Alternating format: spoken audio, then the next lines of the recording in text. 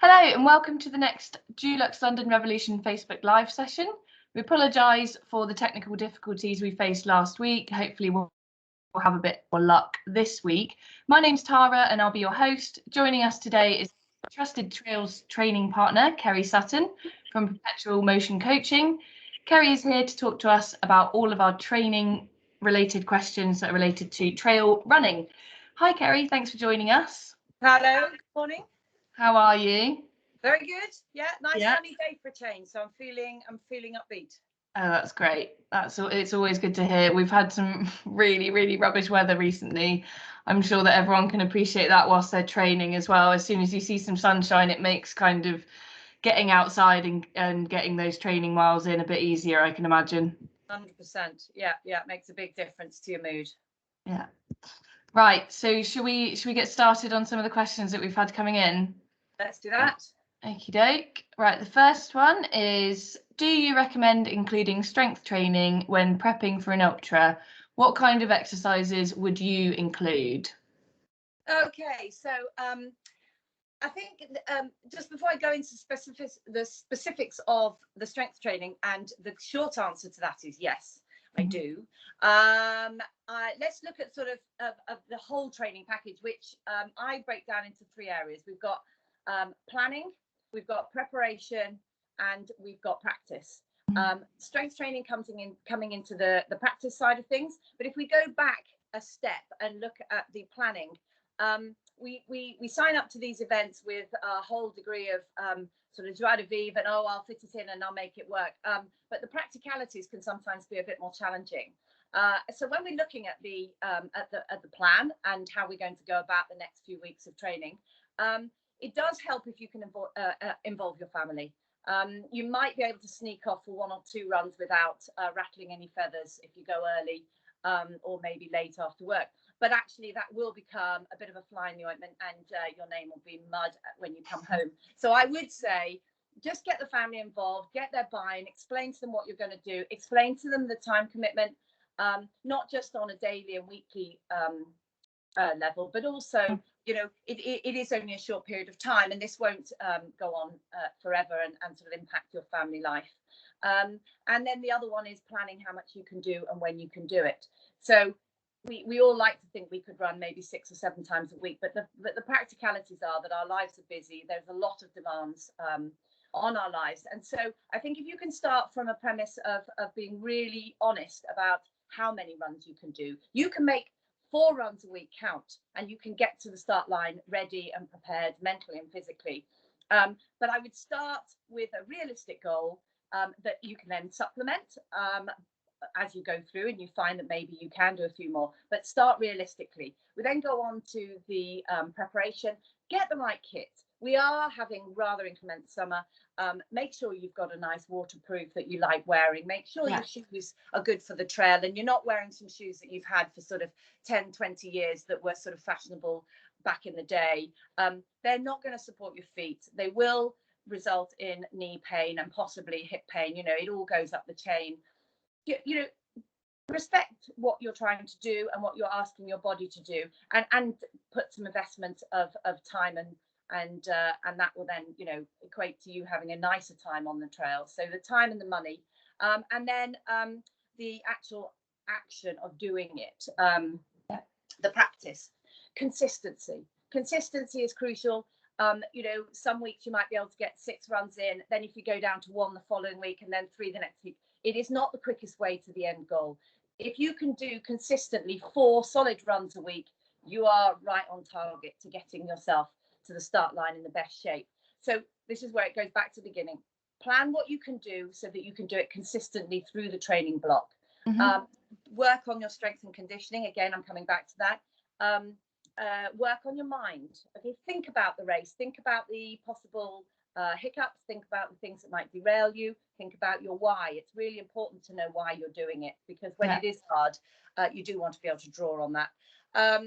And what would be the other thing? Recovery, crucial, really crucial. You know, if you're used to big work nights out on the lash, which we're now coming back to, you know, it isn't going to help you for the long run then if that was a Friday night on the Saturday or the Sunday. So just for this limited period of time, just be really mindful of your recovery, get off your feet, so treat your body with respect. So strength work, sorry, long-winded way to come round. No, that's fine. Perfectly introduced it though, that's great. No, that's cool. So strength work, yes, it is crucial because you want to support all of those tendons and ligaments all the way, as I say, all the way up the chain, the lower back, posturally through your upper back as well. So we're looking at things like band work. Physios will always tell runners that they underuse their glutes, they're understimulated. So clams, you've got crab walk, you can Google all of these. Is this with a resistance band? With a resistance band, that's right. If you're a male and you haven't got one, your wife will probably have one if she's been to yoga. They're quite common things. Amazon have loads of them. But make sure you've got the right resistance because they all come in different strengths. Right. So we're looking at monster walk, we're looking at crab walks, we're looking at clams, we're looking at kickbacks, donkey kicks, loads of things you can do to really activate those glutes. Then you've also got single leg squats, which work on strengthening your knees. We've got lunges, squats, all sorts of stuff which are going to get you to the start line in a better shape. It's not just about running. However, running being a very fundamental and a big part of this, because the amount of time you can have on the trails is going to then mean that your legs can support the pounding that they're going to take over the half, the marathon, or the 50k. It's nice to know that strength training doesn't have to just happen in the gym as well. You can absolutely do it at home with minimal. 100%. Very good point. It doesn't need to take lots of traveling time, and it certainly doesn't need to take lots of time. Again, short sessions, 10 minutes, 3 times a week. You don't need to set even more time aside. Occasionally I will cook and do a bit of a kickback with a band. Watching TV, you can do a bit of some squats. 100%. Yeah, it doesn't need to be another sort of chunk of time out of a day. It's you can double it up. Yeah. Okay, great. I think that more than covers off that first question. That's fantastic. And it will hopefully make some of these next questions a bit easier as well. Do you have any tips for people who have really busy lifestyles and struggle to get in those longer running sessions? Yeah, I mean, I think this is the thing that everybody struggles with, isn't it? How can I prioritize it? And I think that let's start with that. It's a short period of time. You've committed to it. It does need to take some priority over other things. And when people come to me and say, well, I haven't got time to train. Well, the reason you haven't got time is because you're not putting it as a priority. Prioritize it over Gogglebox or the next, series that you're going to watch, and you will find you've got time. I would say generally try and put it into the beginning of the day. So schedule it and make sure that period of time, a bit like a meeting for work, that is scheduled and it is immovable. And the reason I say early in the day is because put that in. If you then don't do it, you then will have, possibly can take some other time out in the rest of the day. But generally, first thing in the morning means it will be done. You do need to call on other people, potentially ask somebody to come with you. That makes you more consistent. You'll know yourself. Am I somebody who is self-motivated and driven? Am I somebody who will go, far easier to stay at home and have a cup of tea? Well, then make sure you've got a training partner. And the other thing would be factor it into your day. Run to work, run upstairs, run. It doesn't need to be something that has to take you away from your everyday. It can be part and parcel of your day as well. So if somebody's trying to get in that slightly longer running session, but they just do not have the time to do one entire block, could they break it up throughout their day? Try and do something in the morning, something at lunch, at work, or something. Yeah, I mean, you can for sure. Certainly when we're looking at the longer runs for 50k and stuff. Yes, look, a long run is important, and it is important that you do it in a block. But if we're not racing this to punch at the front. We're trying to get around a 50k for sure. Morning, do whatever you can in the morning, bit at lunch, bit in the evening. That's never going to go amiss. That will certainly help you. Yeah, that's great. Perfect. Let's go on to the next question. Also, there's a little bit of background noise for me. There is a cat meowing. So if you can hear that, I apologise. I'd rather that they were meowing than running all over the screen right now. The joys of recording at home. Absolutely. Right. Okay. And this kind of moves on to the next similar question about long runs, but how long would you recommend taking to recover after a long run session? What's more important? Oh, that's just that one question. I was getting ahead of myself. Okay. Recovery, as I said in the beginning, is crucial. Overlook that, and you're missing a really strong part of the training, and actually quite a nice part of it. Because when we're out on the trails, we're breaking down, we're breaking muscle. We're putting strain on all of our ligaments and joints, and mentally it's a strain.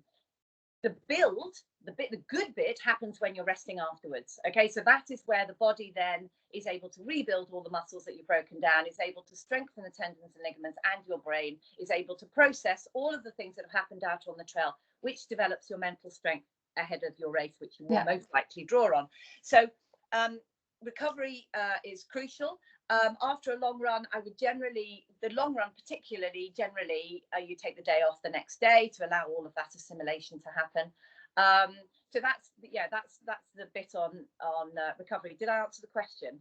Yeah, no, you absolutely did. Yeah. Just take the next day to relax. And I think often, especially when you're getting much closer to an event, people think that they need to, having a day off is almost seen as cheating, but it's really important to listen to your body. It is really, really important. And actually, I know we were talking earlier about older runners. Older runners, and we can put, that's sort of 45 plus, really. Older runners, menopausal women, who are going through different changes and their bodies are under a lot of change. Recovery is crucial, and it would be foolhardy to think, oh well, when I was 20 I used to run 6 times a week and my mileage was 70 or 80 miles a week. We can't use that as a reference point. We're in a different place, we're in a different stage of life, different pressures. So recovery really, really important, particularly in that stage of life. Okay, that's great. Let me just scroll. What's more important, time on the feet or racking up the miles, and how long should your longest training run be? Okay, a lot of people get hung up on miles and judge themselves by the miles they've done per week. It is a measure, for sure. And if you're a seasoned runner, then you might want to use that as some sort of gauge. But I would say, particularly if you're starting out, time on feet, getting your body used to being up, moving in that sort of running, walking motion. And you know what? It doesn't all have to be running. You can have training days where you say, right, well, for 6-hour block, I'm going to be on my feet. So that might be doing the run in the morning, and then you go and watch your son or daughter play football. So you're standing on the sideline, maybe walking up and down, and then maybe you go on a bike ride or you go on a dog walk with the family, which ultimately doesn't feel like training, but actually it is, because your whole body is having to support yourself. I mean, if you want to make it harder, stick a little bit of a rucksack on your back, but you don't need to do that. But be aware that all of these things are supporting you in your journey to getting stronger and fitter, as well as the running. But the running does take its toll. So change up your training. Maybe you want to do a run and then a very easy bike with your child down the canal, or with your wife or whatever. That then all adds to time training. Yeah, and I think it's quite a nice option as well for those who do have busy lives and families as well, to swap it up and go for that long dog walk and not feel guilty about not getting in your ultimate training, or halfway through your dog walk say, I'll meet you at this next post, but you'll run to it instead. So, things like that. Break it up. 100%. Hills, that's a classic one where you're on a dog walk and you choose a lumpy dog walk, a hilly dog walk, and you run up the hill and back down to the family again, and see how many times you can do that and meet them as they make their way up. That's absolutely crucial. And again, all of this ties in, doesn't it? But goes back to the first thing of bring the family in. So maybe you're going to run to the pub to have a pub lunch with them, or maybe you go and the kids cycle. Certainly when I started out, my 10-year-old would cycle with me, and he'd bring my nutrition, so he was able to learn how to fuel me, when I got hungry, what happened, and I could talk that. So it was a whole learning experience, which he's now gone on to use in later life anyway. So again, but it involves the family, and then no one gets upset that you've gone off for a 2-hour run because, you know, the kids are out cycling. Yeah. Yeah. That's great. What type of footwear would you choose for the trails event? So I think you talked about it earlier. Yeah, it's you know, this one is a really hard one to say definitely I'd go for X, mainly because it depends on the weather that we've had. So I would just keep an eye on the forecast sort of the 2 weeks prior. If we've had a lot of rain, then you know that most likely the ground will be saturated, there'll be a lot of puddles, and you want to go for I mean, the Thames Path, you generally wouldn't need a very, you know, heavily lugged trail shoe, but you might want to go for a hybrid shoe. But if it has been extraordinarily dry and the ground is really parched, I would suggest is highly unlikely this year. Then you go more of a road type shoe. But I you know, the way things are at the moment, I would possibly stick with a hybrid, and that will probably do you well. But if it has rained a lot, you might want to think of a slightly more traily version. And I guess before the event, sorry, I'm just kind of throwing in this curveball question, but you know, there's always this thing about don't run in new shoes. How long should you kind of give to break in your shoes and feel really comfortable? And that isn't really, if we turn that round, it's not really breaking the shoes in, because the shoes these days are manufactured so well. It's our feet in the shoes. Yeah. And so it's you know, I like to think of it much more about, it's about my feet and how they work within those shoes. So yeah, where the shoe bends and stuff, and whether it's going to rub.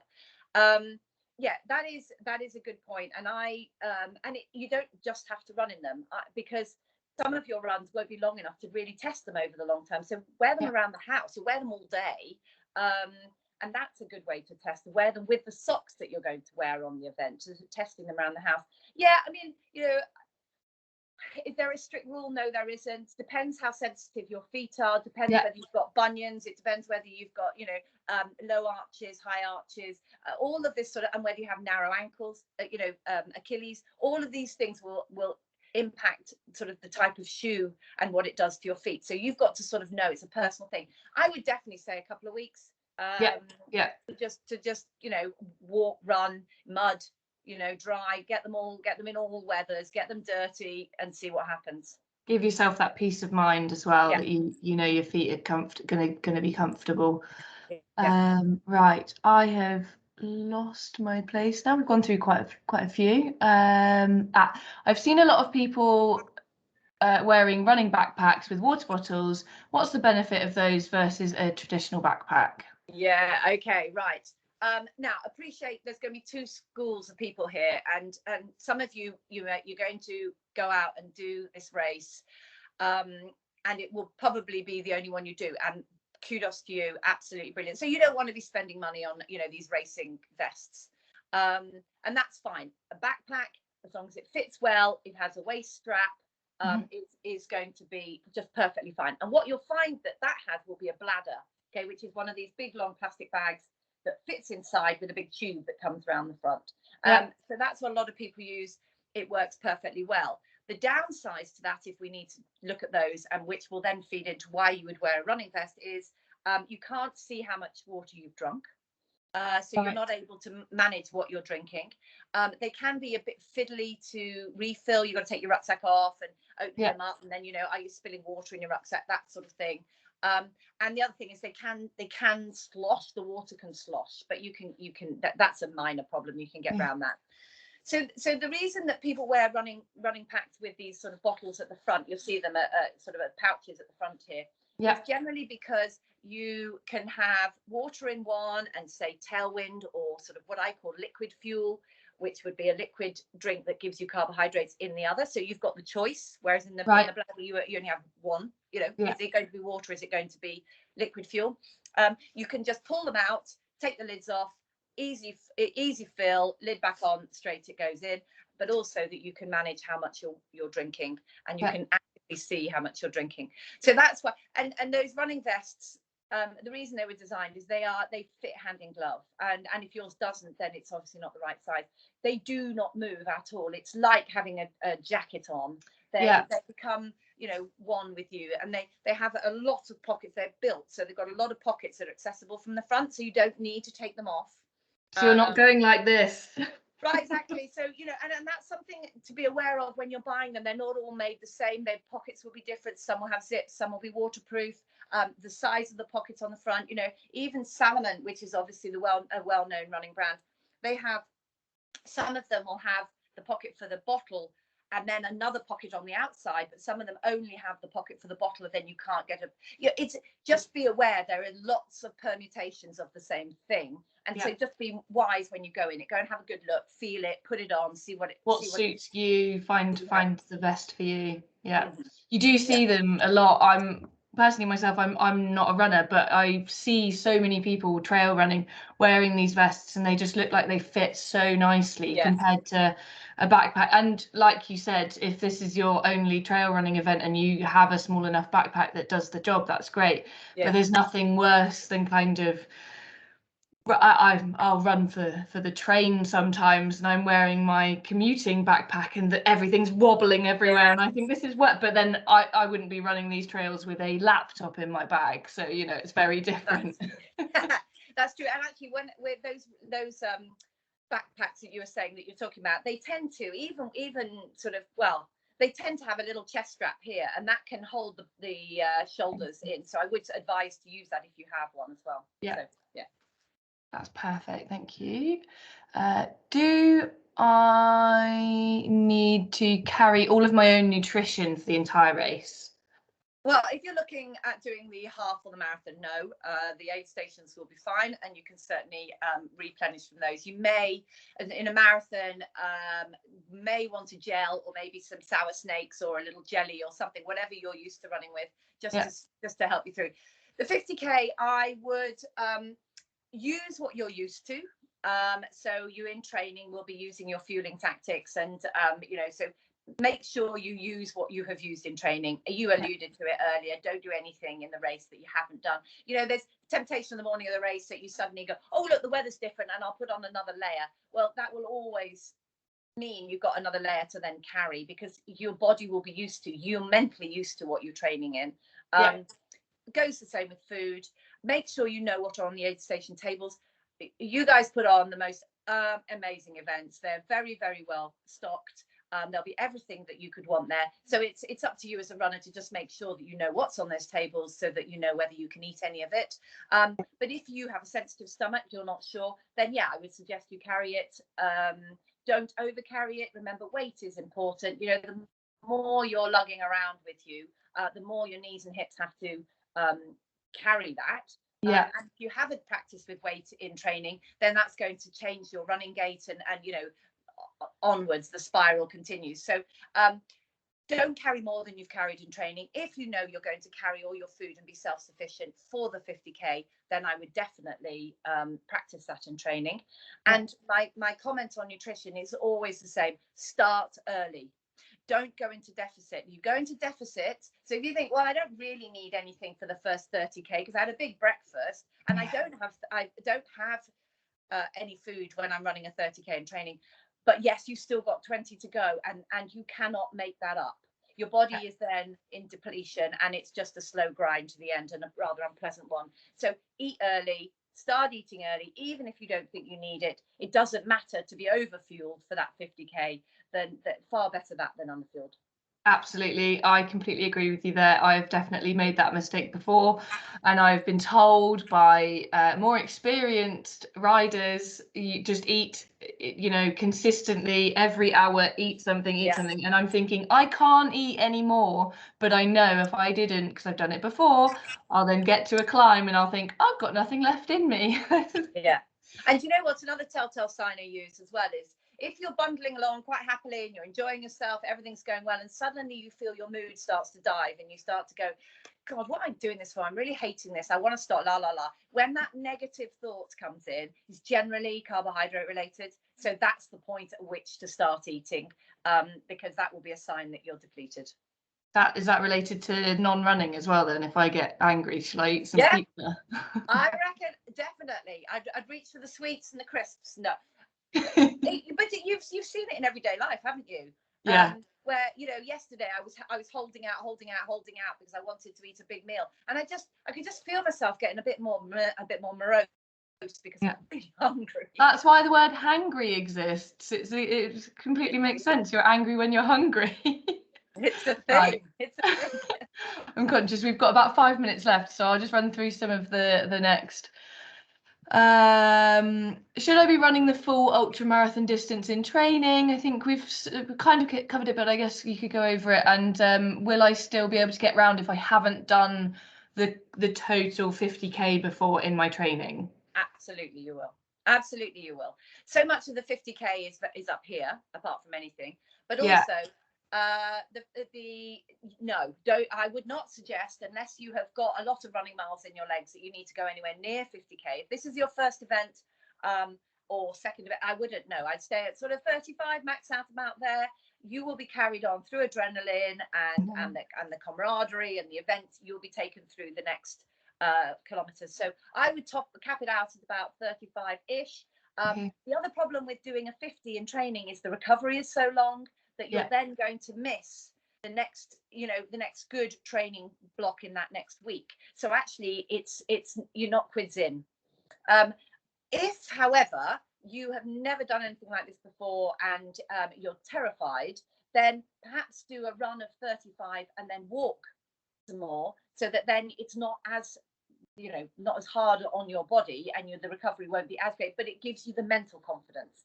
Because there is this balance to be had between not fatiguing your body and breaking it down so much because you go so long, but also having the confidence that you're not so frightened going into the event that you just don't know what you're doing. You can go that distance. And this is where a coach comes in, because then you can build the relationship where they know you, they know what you can do. So yes, it is a bit of it's a tricky one, but I would say if you're managing yourself, I wouldn't hammer yourself too hard and try and get to the 50. No.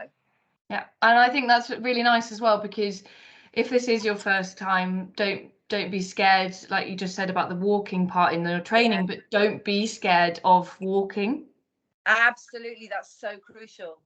I think all of us have this idea that everybody just runs these things and beyond, 50, 100k, 100 miles, everyone thinks everyone runs it, and they don't. I mean, there are very, very few people that run the entire thing. I mean, we're talking about the top 10, 15 people in the race. So don't be frightened of running. It is being wise. Walking, not running. It's being wise with your ability. So I have a lot of clients who, certainly for their first ultras, we set up a pattern of run walking.